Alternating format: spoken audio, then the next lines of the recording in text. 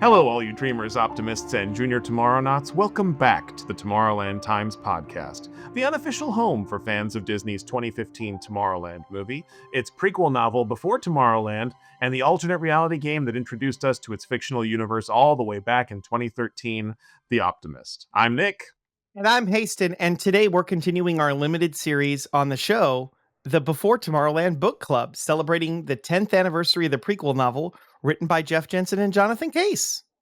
As so many spoiler hounds do, we're going to begin by flipping to the back of the book, but for good reason. We're heading further beyond. That's right, folks. What is at the back of this book? It's not book. No. As was announced in the press release that started us on this adventure last episode, there is a prequel comic in-universe tie-in further beyond comic book at the back of Before Tomorrowland.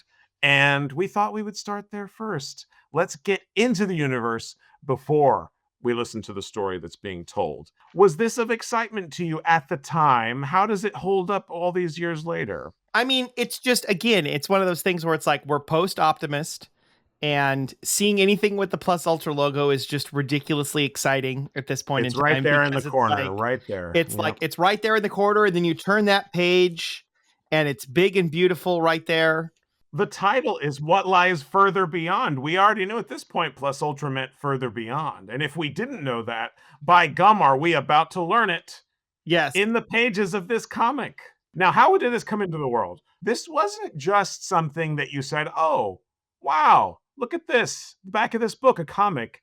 They also released this Further Beyond comic under a different title, The Secret History of the World of Tomorrowland, nice and concise, as an ebook, a standalone download, which I can't find evidence of, but I vividly remember costing money. That initially, when it was separated, just as, you know, I'm sure standard ebook procedure of listing an ebook, it was either a 99-cent or a $1.99. Do you have memory of that? I do. I remember it was very inexpensive when it started, but I do remember that it cost. Yeah, and then eventually they switched it to being free. I just vividly remember people complaining about it costing money. This was why the memory was lodged in there, is there was some Reddit post or something or other where someone was upset that this cost any money. I would pay $1 for this, no question whatsoever. But eventually it became Secret History of the World of Tomorrowland. I believe it's still out there for free. I think you can still download it. It's still available. I'm looking right now. It's still available on Apple Books. It's still available on Amazon, and it's got a really nice some previews of the comic, and yeah, it's still there. And I see here in my notes, while the current listing shows it as having come out on the same day as the book, April 7, which is possible for its initial release, I, in my email, had an Amazon receipt for the free version of the ebook on May 31st, 2015. Is it possible that I lollygagged and waited longer? I don't know. It is possible that is the date that it became free. If any of our listeners have better record keeping than we do, please write in and talk to us about this ebook, The Secret History of the World of Tomorrowland. Digging into the actual content, Hastin, let's look at the art style. This is Jonathan Case, of course, who did all of the chapter art for the rest of the book. But if my eyes aren't deceiving me, I do think he's attempting to harken back even further stylistically to really try and make this look like a vintage comic book art. It still is in the Jonathan Case style, but it's absolutely a believable comic book of the era that we think. Now, it doesn't explicitly state when this would have been published, but because of the events, depicted. It does have an October date on there. Ooh, October what, though? October what? And it's number 6, which I thought was fun. Doesn't it just kill you? 10 cents also, 10 cents up in the left corner. But maybe actually that could be a clue to when this was published. When were comics 10 cents? This is a research thing we haven't done. The community, we can have this conversation. Let's look into when comics were 10 cents. The limited color palette is very appealing to me. I've always appreciated, back when comic books were initially coming out, the color was done in a very specific printing process that necessarily limited the color palette, and yet even in this digital age, they could have chosen any color, but any color under the rainbow they could have chosen, but they did this limited palette that really throws back to that printing style, and it's just so very appealing to me. I'm also noticing some of those teaser images that we saw leaked on Jonathan Case's social media That we talked about in the last episode, yes. in their final context. To see them here in the context is fantastic. You've already talked about it. Cover plus Ultra logo. Then we've got a fun little page that's not part of the comic per se story, but the world's first ever three-dimensional glasses. Try them on. Let them take you to places unexplored. The future is here. Now, I think the implication is that this is where the glasses were. You would get a copy of the comic and it would include these real were they really thin? They must have been really thin. Perhaps they were cardboard thickness, or it was just a clip-in sort of thing. We don't Yeah. we don't really know. But I think the implication here is the reason we can't do the things it's asking us to do in the book is because we don't have the glasses, all right? I mean, this harkens back to the old stereoscopes referenced in one of our other favorite Tomorrowland adjacent Disney attractions, the Carousel of Progress. 3D glasses go back a long way. Let's talk a little bit about the actual story being covered in this comic. It's hard not to think about another little piece of tangential Tomorrowland media, the fabulous animated origins of Plus Ultra short film that was released. Some theaters had it attached to the film, ArcLight Cinemas being one of the examples. But Hastin, this is really talking about the origins of Plus Ultra, and we're getting some of those similar beats to that wonderful short. Even some of the general societal observations of why a plus ultra might be needed. The first page here: conquest, war, famine, death. This could be the future we make for our children because this is the present. A bit more of that 30s kind of rise of, the Dust Bowl and the Depression and Yeah. Nazism. Different bit of angle on it compared to the 64, World's Fair, introduction with the challenges at that time, which were, globalism and the Soviets and all of that. So kind of same idea, different timeline, different problems. This is definitely way more of its era, Yeah. compared to the 64 short. Yeah, absolutely. And we move right into a glorious illustration of the Eiffel Tower and that My God. what would become Plus Ultra Day for all of us Tomorrowland fans. September 9th, 1889, high above the City of Light, a dream of a better tomorrow was born.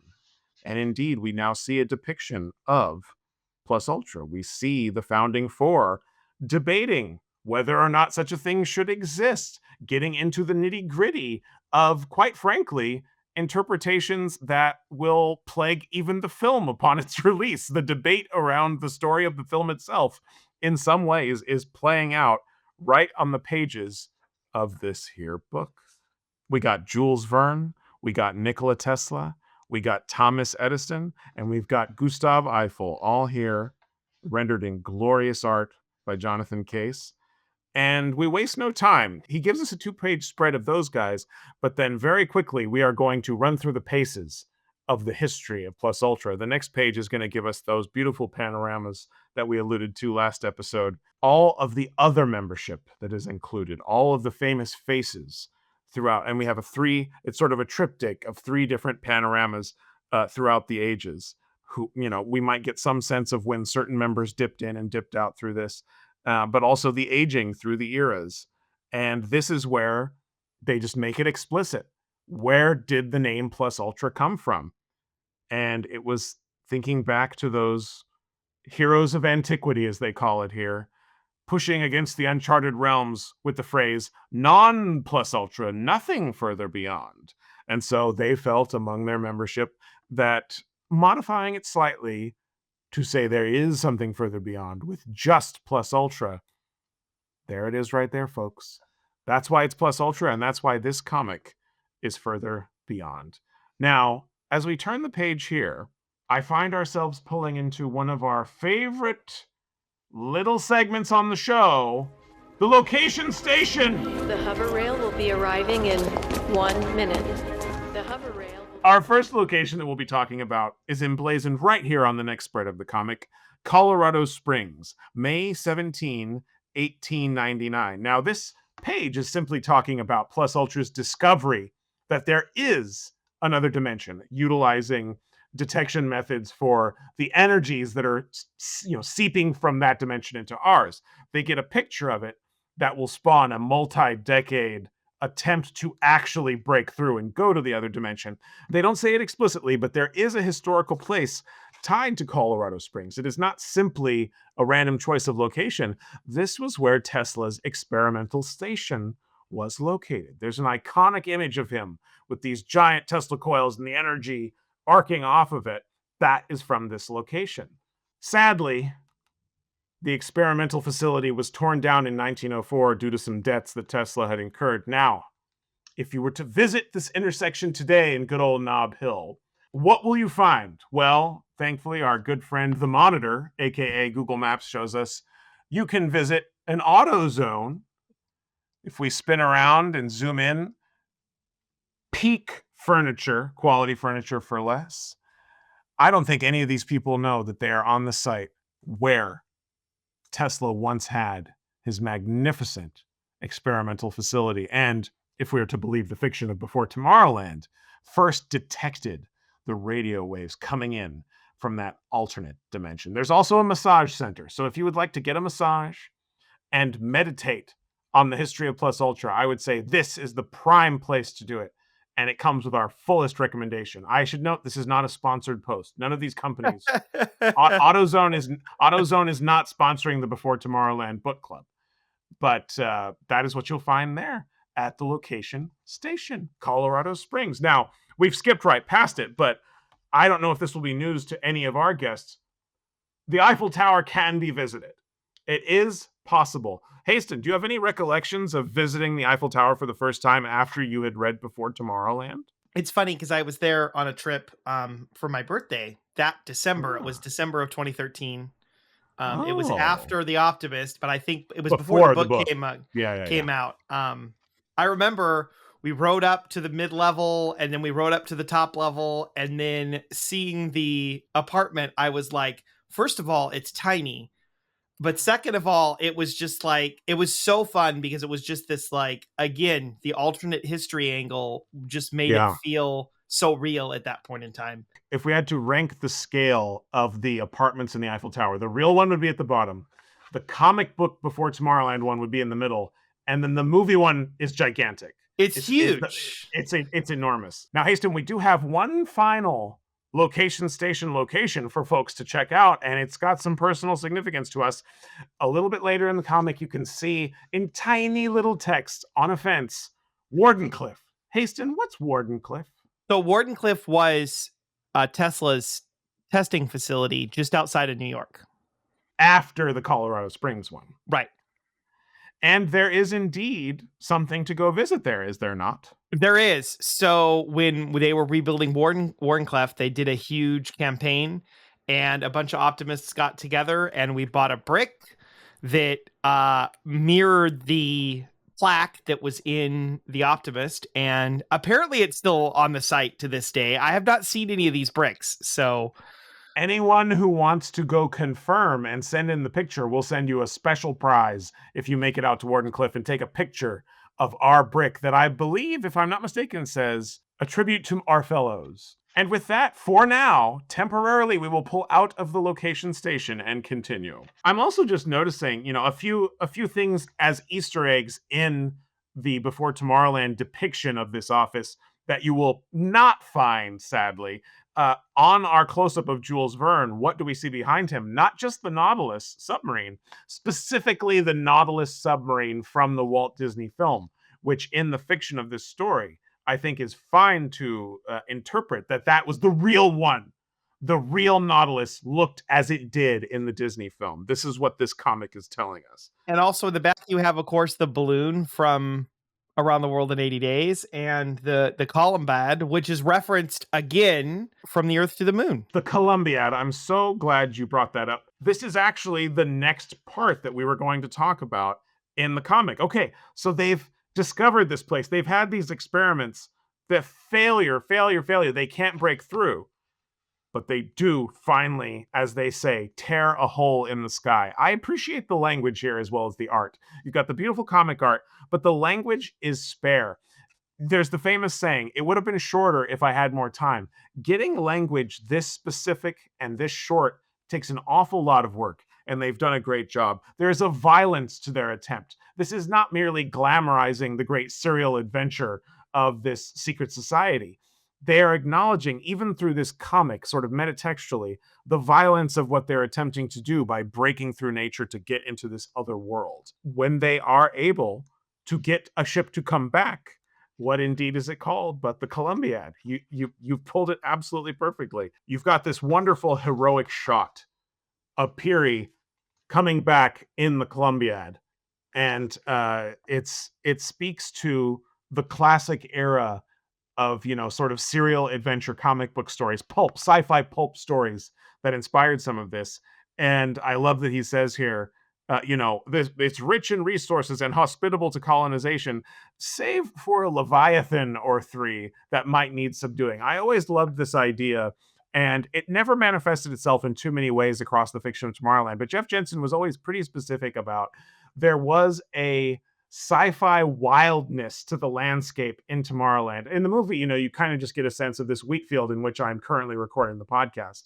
But the idea that beyond that wheat field, you would have seen these monsters, these creatures, these leviathans that you used to read about in science fiction pulps, and that it somewhat needed to be tamed. That there might have been these other sites that we are going to learn about through the course of this book that required dealing with the challenges that were faced in this sort of classic age of exploration.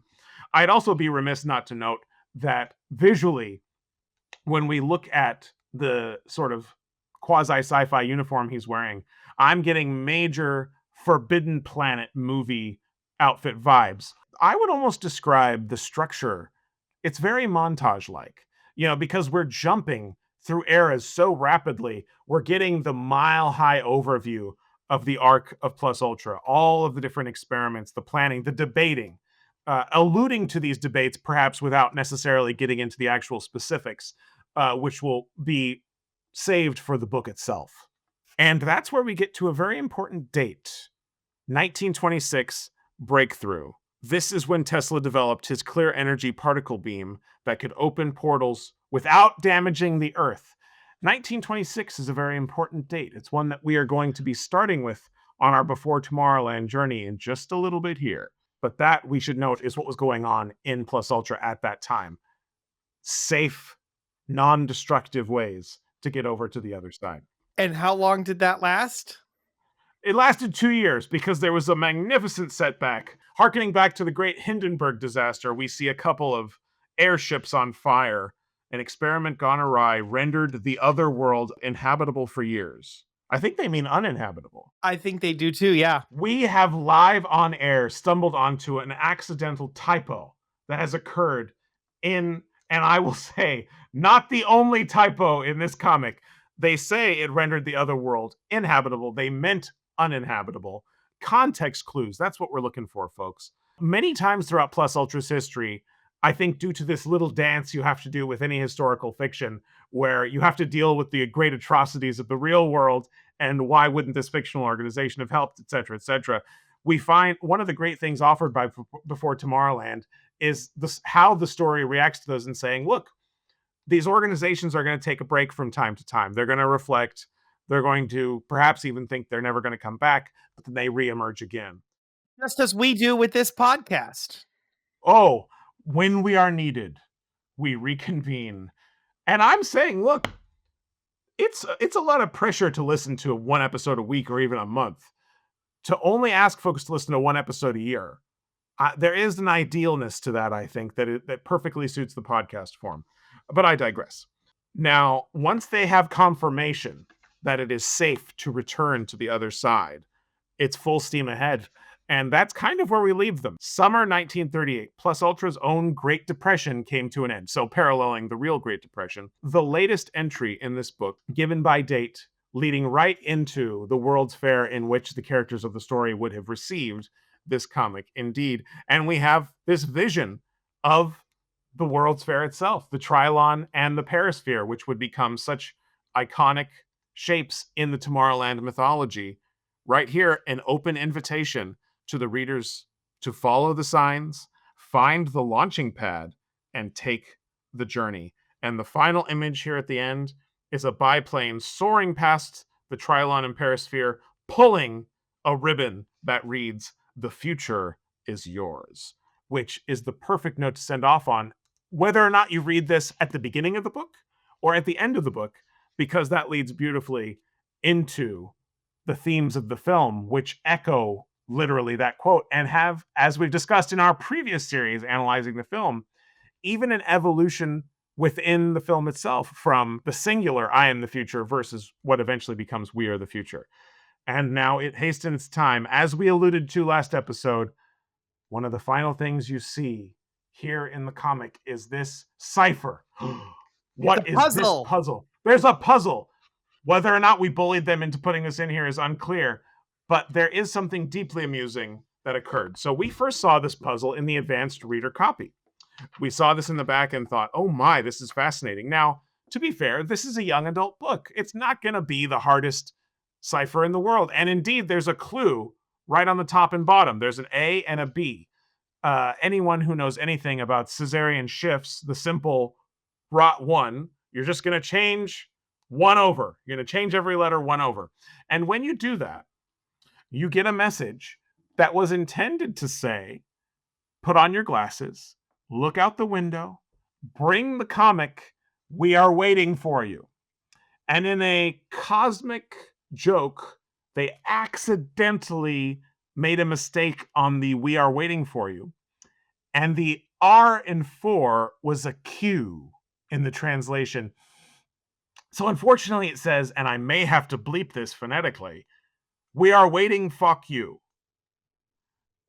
Uh, and I really, really had hopes that they would fix this, but I knew how far along the book must be, even at the time that we had gotten the advanced reader copy and noticed this.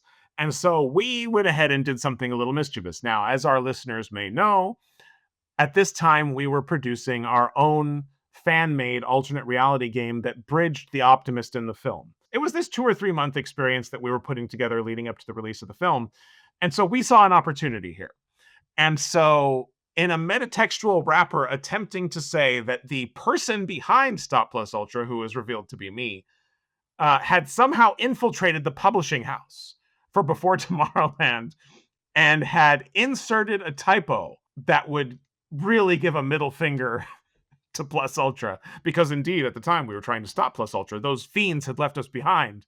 And sure enough, in the final version, it still says, "we are waiting, fuck you." And again, FOQ, I'm not saying a curse word, but certainly it does sound like one. And so I'd like to think that is one of the fun little lasting legacies of Stop Plus Ultra, is that we were able to contextualize a typo before that typo was published. I think that was a fun one for the players to discover for themselves. I'm sure it was petrifying for the authors to discover when there was no time to fix it. Especially as I think you pointed it out, like on release day, that it had not been fixed. But yeah.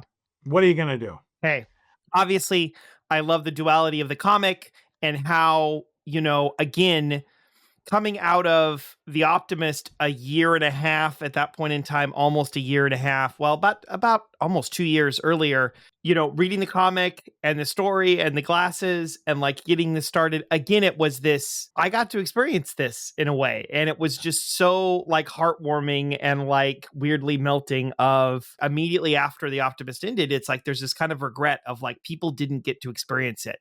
And I got to experience it and I got to share it with the world. And that was awesome. But it's like the comic book, the story, the everything else, like as that comic book ended with the whole, with this puzzle to solve and the glasses and whatever else, I'm like, if kids around the world, kids and young adults around the world, even just get that, 30 seconds of feeling that same thing that, I felt in the Main Street Cinema, I'm like, This is awesome. It's yet again reflecting that sort of like that feeling of exploration, discovery, and finding out about it and everything else. And it was just, again, just a delightful delightful to recapture a little bit of that experience when the book came out. This offers us the perfect transition because after the cipher, there is this final page of a close-up on glasses with this futuristic cityscape and ships zooming around, which will become relevant as we now turn back to the front of the book and begin at the beginning. Before Tomorrowland, we open it up and past all the copyright information, we have a dedication, which is not present in the advanced reader copy. This was something that we got to experience with everyone else as we downloaded our ebook at midnight. And it says, "For Ben, Lauren, and Nathan, build your future, kids. Make her proud. JJ." That's Jeff Jensen. And then it says, "To Lauren, Ben, and Nathan, and their parents, all my best. JC, Jonathan Case." So we've got dedications from JJ and JC. JJ's dedication here is quite emotional because something that we should hang a lantern on as we go into discussing the actual contents of this book, more so as we get into the first chapters past the prologue, is what is being alluded to here in Jeff Jensen's dedication. Build your future, kids. Those are his kids. Make her proud. He is referring to his wife who passed on sadly from cancer, which is a story point that becomes quite relevant to the core drama of this book itself. And I think that the first time we talked to Jeff Jensen, he was quite candid with us, and the invitation for Jonathan Case to come in and be a co-author was because of how much of his time was being occupied dealing with this absolutely traumatic era of life that so closely ended up mirroring the contents of the book. And without Jonathan Case coming in and helping out, we may not be reading this book right now. You know, this is a moment of life where you have to spend time with family. And I can think of no better dedication for a book like this than to say to your three children, make her proud and build your future. Any great science fiction story like this that has a sense of optimism and hope is hopefully going to inspire people to perhaps not build a city of the future, but to build a future that will make those you've lost proud and will give you that same feeling you get when you think about the boundless optimism that comes from these stories. So it's a slightly somber note to start out on for those of us who were plugged in, but an important piece of context for the story and what shaped it, both in terms of the authors and what was going on in their life. So, it's a very personal document. This book. This was not some random tie-in. This was something that really carried a great deal of weight to it, and we carry that respect into our reading of it as well. I can't even imagine. I can't imagine, dealing with, Yeah, kind of a dream project and, that at the same time. And absolutely. it's just, I mean, shout out to Jeff for like having the will and the ability and whatever to actually, do it and to continue forward and find the time and push through and Yeah, create, this beautiful world that we've now enjoyed for over 10 years because of this, element of challenge and strife and pain and grief that went on in his life. So thank yeah. you for that. Thank you. Absolutely, Jeff. We always send our thanks to the great Jeff Jensen, who's been very generous with his time and sadly is currently dealing with his own cancer struggle right now. But if there's any Mm. way in the next 6 episodes for us to be able to sit down and talk with him, we're going to try and make that happen for you, dear listeners. But obviously, we want to be completely respectful of how you know affecting that kind of battle can be, and obviously, any way that we can support these authors, we're going to continue to do so. So that brings us to the Before Tomorrowland prologue, which is titled Santa Monica, 1926. So, based on the fact that we've seen the comic, we know generally what was going on with Plus Ultra at the time, where they were at. They were sort of on the verge of breakthrough. They were really kind of amping up their discovery of another dimension. And yet, we don't begin with Plus Ultra. We begin on a much more personal level. So let's just go through briefly, Haston, what this story is covering here. So we've got a 10-year-old kid. His name is Henry Stevens. And we got his dad, Max. And they're off to the Santa Monica Pier where they're about to see an exhibition called The World of the Future. And that's where Henry experiences, among other exhibits, a simulation of going to another dimension. And that's the point at which his dad decides to reveal to him the big twist at the end of the prologue. He's been hired by the men who made this. And the reason he was hired is to make this real. His father was a former mechanic at the Army Air Service, and he's been hired clearly by Plus Ultra to leverage all these discoveries they've made to making a vessel to get them to the other side. Distinctly possible that this man is going to work on the Columbiad, don't you think? Absolutely. That's the general gist of the story that's covered in the short prologue. But let's talk about some of the inspirations, some of the influences, and some of the echoes that are seen throughout the things, the specific details. Right off the bat, we open with this 10-year-old kid.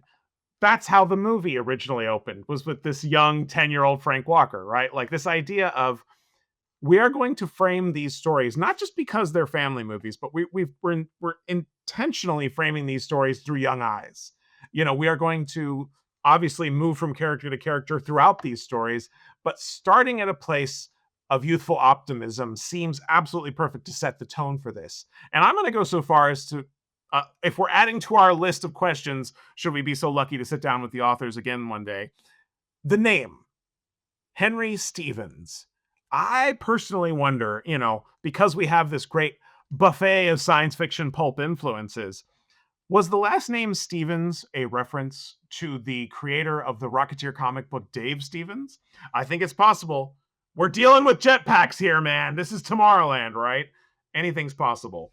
But when they get to this exhibit, this sort of flying saucer shaped building, I was struck by some of the descriptions of the experience leading in, particularly the sloped moving walkway up into the exhibit. What did that make you think of, Hasten? The end of the original Carousel of Progress at Disneyland. Absolutely. It feels like the sort of reference for people who have dug into the history of these things, the World's Fair specifically, and Disney's involvement with them. There's no more mind-blowing moment that you can imagine for those of us who weren't lucky enough to be alive for the 1964 World's Fair than you having this wonderful rotating theater that's already pretty mind-blowing at the time.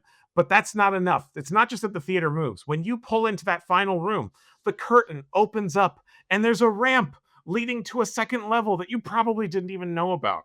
And so to echo that here, I think just evokes that same sense of futurism and optimism that we think about with that progress city model that would have lived at the top, you know, the second story of the Carousel of Progress Theater.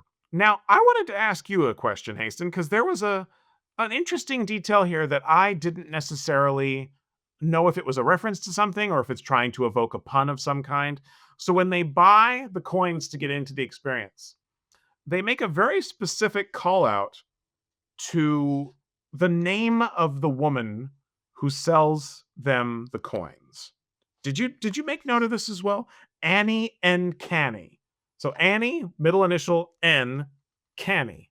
I mean, I'm guessing this just is referencing the word uncanny. Yeah, that would make sense to me. But do you think Annie uncanny, like, is Annie animation? Is this uncanny animation? Is this some perhaps implication that Annie uncanny is herself an early automaton? I don't know. But talking about automatons, one of the key exhibits that they see as they're passing through gives us one of our more explicit references to the film, which is there is a nuclear family display that they go past. You know, you can imagine a kind of Carousel of Progress-esque set of robots, automata that are there. And we're given quite specifically the names of the robots. I am reminded of the Dumbo movie reboot, which had the Dumbo live action, which had this amazing, like, as part of the circus, this amazing, like, you know, Walkthrough, yeah. House of the Future style walkthrough with the family and the robots and everything else. Yeah, and they give specific names to all four members of this robotic nuclear family. And I say let's run through them and figure out what we think might have been the inspiration for these names. The first one is Nicholas, which I think we know is a reference to me. Correct. There's no doubt. There's no doubt that this is about me. Marie, could this be Marie Curie perhaps? Who knows? The next name is Bucky. And I'm assuming we've now moved beyond, they don't indicate, but I'm assuming we've moved beyond the parents into the two children, which is Bucky. Kind of like Buck Rogers. Buck Rogers. It does evoke an era when you say a kid is named Bucky, not the least of which Captain America. But this final one is obviously the important one, which is Athena. And so here we have a plus ultra exhibit in which one of the automata is named Athena. Now, despite there being a prominent fan theory that Athena was created in the image of David Nix's deceased daughter, who is never referenced anywhere, this is just a fan theory. It's clear that what we're being told here is that this was a name that, at least at some point early on in Plus Ultra development, was one associated with these attempts to make audio animatronic figures, that there was some significance to Plus Ultra in the evocation of that name. The mythic Athena. I think they're calling back to the Greek origins of Athena, the goddess of wisdom, as we know of the eventual Athena. Hasten, I don't think there's any implication that this is the Athena. No, no, no, no. This is a far less advanced robot, and Athena is indistinguishable from a human. But there is something with this name and the idea of placing wisdom within the audio animatronic, not merely as a servant, but as another being. And that to me is the ultimate linchpin of the Tomorrowland movie.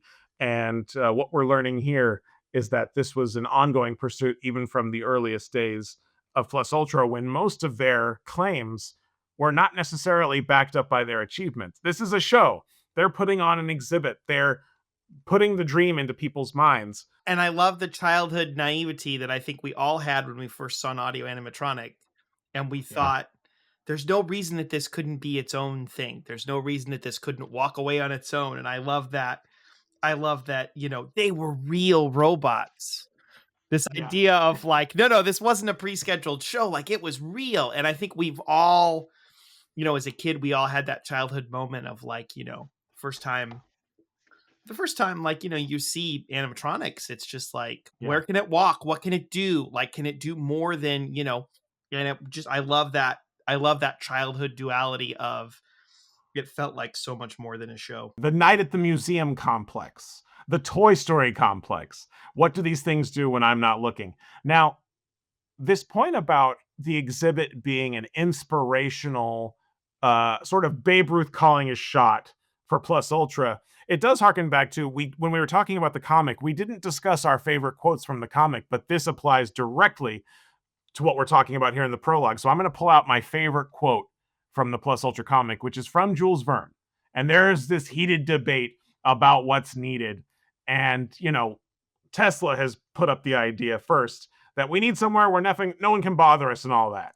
And Jules Verne's response directly sort of puppets what eventually would be a lot of people's criticism of the idea of Plus Ultra in the real world and the film itself, thinking that the movie was, advocating for this, when really the story right here in the book and in the film is criticizing and analyzing it from both sides. Verne says, "By that, Tesla, I assume you mean economic exploitation, greed. So this place requires ethics. People will need to be reminded constantly whom it serves and why. It will need inspiration and exhortation to remain faithful to higher ideals, lest it fall to fallen men." And right there, not only do we have an indication of what we're seeing here, all of these outreach programs that Plus Ultra is going to have to do. How are we going to find the dreamers? How are we going to put the inspiration of our ideals out there so that people hold us up to that level of inspiration as we continue down? It's also going into the film itself with what Verne says there, because lest it fall to fallen men is exactly what happens to Tomorrowland in the movie. It falls to a fallen man. Right. And this is about the dreamers reclaiming it from a fallen man. So fascinating echoes there. And I just love the idea of this pie tin flying saucer looking building on the Santa Monica Pier being one of the first sort of recruitment efforts for what would become Plus Ultra. There's some fun real history there. When it was the Pacific Ocean Park, there was a Flight to Mars exhibit that took place in a round building. Now, when would that have been? That would have been long after this was set. So that would have been after the original pier. They had redone the pier and turned it into a kind of a seaside amusement theme, with the Pacific Ocean Pier. 1956, they wanted to compete with Disneyland down the street, so they redid the whole pier. And one of those exhibits was this sort of Flight to Mars that happened. And so I loved the kind of duality of like, something that took place in the real world, but was just a little bit earlier. So that's great. Hastin, you've offered us the perfect transition into our next two segments, but I think we're gonna start where you've started us. We're pulling back into the location station, folks. The hover rail will be arriving in 1 minute. The hover rail will be Santa Monica Pier, folks. It exists. It's real. Founded in 1909. It remains to this day, although I don't think anyone could describe anything at Santa Monica Pier as a view of the future. Not currently. A wonderful hamburger. I was shocked. There's a restaurant called Pier Burger I recently went to on the Santa Monica Pier, and I wasn't expecting much, but I was absolutely blown away by the quality of that hamburger. And now that hamburger was a glimpse of the future, if you ask me. I hope all hamburgers in the future taste like that hamburger. But I digress. What we're talking about here is the Santa Monica Pier, which, as far as we know, in 1926 never had an exhibit about the future. When we talk about historical fiction, I think we're going to find it's a lot more fiction than history, but it's using the locations of history. And it's saying Santa Monica Pier is the type of place it's setting the scene. Among all these silly amusements, let's have a serious look at what the future might bring, and to maybe sort of prioritize what type of person might stumble onto this and what type of person they're looking for and what type of person they want to show off their technology to. It's hard to put this in context, but a lot of these things in our real world, the World's Fairs, Flight to the Moon, sponsored by, McDonnell Douglas, and Yes. all of these things. The goal of these things was to do that same sort of inspiration for the space race. But instead of going and working for a corporation, the goal is to find the dreamers for Plus Ultra. It's a great mirror to this sort of like, well, why as a society did we have the space race of the 50s and 60s and, into the 70s with the space shuttle program and everything else? Is because ultimately it was a recruiting tool to get people to work and do jobs and, find out about what sparked interests and then hold that interest through the careers that people would do. So I love that duality of fictional story, fictional place, fictional, but again, these same sort of things that I think society experienced more back then than it sort of does, than it does today. And that's a perfect bridge moment, because we're leaving the location station and we're moving into our next segment, fact versus fiction. And how would you convince them? Data? Facts? Good luck. But on the road to fact versus fiction, you've given us the perfect transition. We've got one thing that maybe could have sort of be considered a location station thing. Let's look at the art. We always want to stop and review the chapter art by Jonathan Case, which is always fabulous. And so what we have here, we've got what is labeled a Hughes aircraft hangar with a car, the sports car described in the book, Max's father's car, speeding past with a billowing dust trail. It's a fabulous, evocative. You can see Henry's little hand fist pumping in the air. He's so excited to be riding in the car with his dad, even if the prologue describes his dad as a bit cantankerous at times. But that Santa Monica, or should we say West Side, location of a hangar, this brings us into the fact versus fiction here, because it's labeled Hughes. Now, Hastin, visually, if we're talking about reviewing art here, you noticed a similarity to a real place. Yeah, so it looks a lot like the 1920s Burbank Lockheed hangar, which is, kind of, there's a bunch of Walt connection to Hangar 1 in Burbank as well, a bunch of Disney connection. So I also think that it kind of makes sense why Jonathan would kind of go for that same design, but it 100% feels in that sort of same, that same kind of error. Like, yeah, this wouldn't have necessarily existed like kind of near the LA area or LAX as it currently is, but it definitely feels very evocative of the same period. Yeah, and so we can't full-throatedly call that a location station location. We're not going to send you out to the Hangar 1 site, but it's in the kind of stew of the fact versus fiction. And so on that sense, let's start with the Howard Hughes of it all. Because it's, eventually the father says, I've been hired by, you've heard some of the people, maybe you even heard of Howard Hughes. 1926, this chapter is dated. It's highly unlikely, I think, that a 10-year-old in 1926 would know who Howard Hughes was. Howard Hughes was only 21. He was directing his first film, but it turned out so poorly that he insisted it was destroyed. So we've never seen that first film that he made at this time. Now, that's the fact of it. fiction of it, it's certainly possible to imagine that he had secret experimental hangars at this time, that his youthful interest in planes predated it, especially if we look to Howard Hughes Sr., who was an inventor, not necessarily for aircrafts and such, but he was an inventor. And if we want to do a little headcanon for ourselves of how the heck is there a Hughes Aircraft Company hangar on the west side of Los Angeles in 1926, which sadly there was not. He didn't found the aircraft company until 1934, and that was in Glendale. And they didn't move that to the west side until 1940. So 1926 is way before that. So if we're saying this is an experimental sort of plus ultra, everything you think happened later actually happened earlier because plus ultra was always on the bleeding edge. Perhaps his father had already been inducted into plus ultra, and maybe Howard Hughes himself was grandfathered in. Who knows? That's just a little band-aid we can put on our mind of how this could have occurred. And along that same line of things happening earlier than they should, we've only got one other fact versus fiction observations for you today.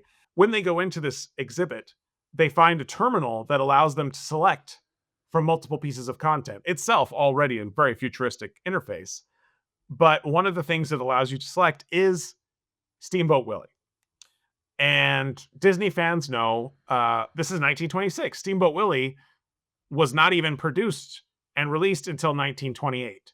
So this is another sort of fictionalization, which is, I think the only thing we can interpret from this, is the question of when did Walt join Plus Ultra?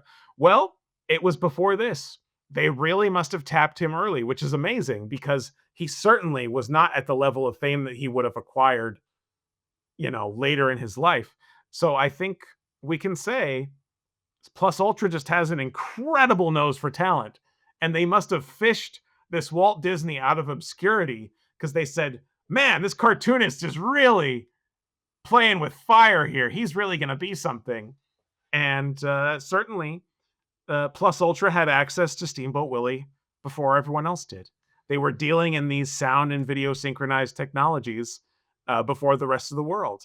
I also think this is a pretty darn good set of facts that set expectations for the rest of the book, which is, if you are looking for a history document, Before Tomorrowland is not that. In terms of historical fiction, the fiction is absolutely the priority.